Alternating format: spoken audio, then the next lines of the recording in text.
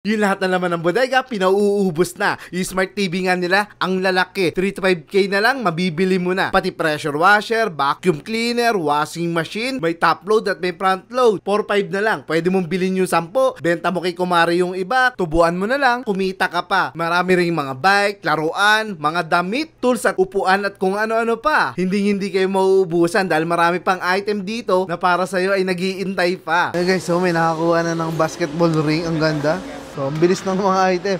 Pero huwag kayong mag-alala, napakarami pa nilang ibabagsak presyo rito guys. Hindi kayo mauubusan ha. Pwede kang tumawad, huwag kang mahihiya. Para mga gamit mo sa bahay, mas makumpleto mo na. Mas maraming kukunin, mas may bawas pa. Lahat po dito ay pwedeng pumunta kahit sino at kahit taga saan pa tayo. Hakutin mo kung anong gusto mo. At kahit isang container ba ng mga gamit, bibigyan ka nila para may paninda ka na. Imported ang lahat galing Australia. Ang pangalan po ng warehouse, Grace Auction Philippines. Sa loob ng Neo Art Compound, dito lang sa Sitio Cobol, Barangay sa Palibutan, Angeles City, Pampanga. Bukas sila Lunes hanggang Sabado ha. Sa may mga katanungan, PM mo lang to, i-assist ka nila. So guys, sino yung nagsasabi na walang 3,000 to 5,000 na ganito kalalaking smart TV? Meron guys, ito nga, nasa harapan ko, sobrang dami oh. Pwede kayong pumili dyan na mas malaki hanggang 75 inches po. Mga smart TV guys na talaga namang may mga hairline lang. Yun lang po, isang pirasong hairline. Pakita ko lang guys ha, yung iba rito is may mga hairline kagaya po nito, hindi naman siya halata.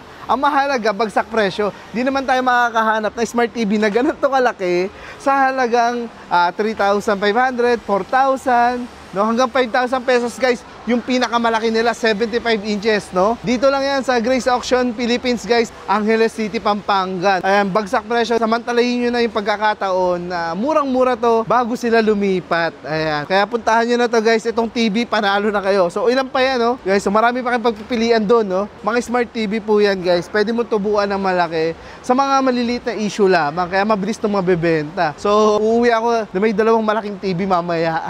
Guys, sa mura ng maleta nila, oh. Ang dami naghahanap sa akin ng maleta. Dito pala, murang-mura, oh. Ang lalaki, guys, ha. Marami kang may lalagay, oh. Buong aparador mo, kasya rito. Ang kagandahan dito, 300 to 350 pesos lang po. Depende sa laki. May mas malaki, guys.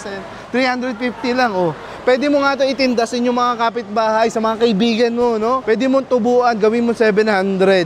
Kumita ka kagad ng kalahati. Kung ako sa'yo, bilhin mo na to lahat. Dahil talaga naman, kumikita ang kabuhayan ka rito. Lalo na yung mga buy one, take one ng mga electric fan. Ayan. Buy one, take one na po yan, guys, ha? Ayan, no? Front load washing machine. Saan ko ba kakakita ng front load na 4,500 lang? Ayan, ito po, oh, dati yung 12,000.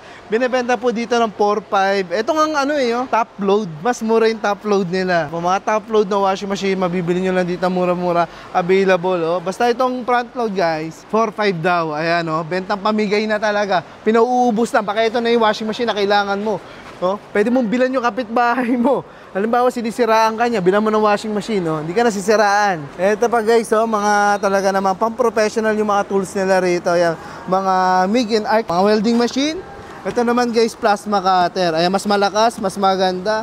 Ayan, oh. Ang kagandahan dito guys, pwede kayo pumunta rito, piliin nyo yung mga kailangan nyo. Tapos pepresyohan na lang natin, pag-usapan.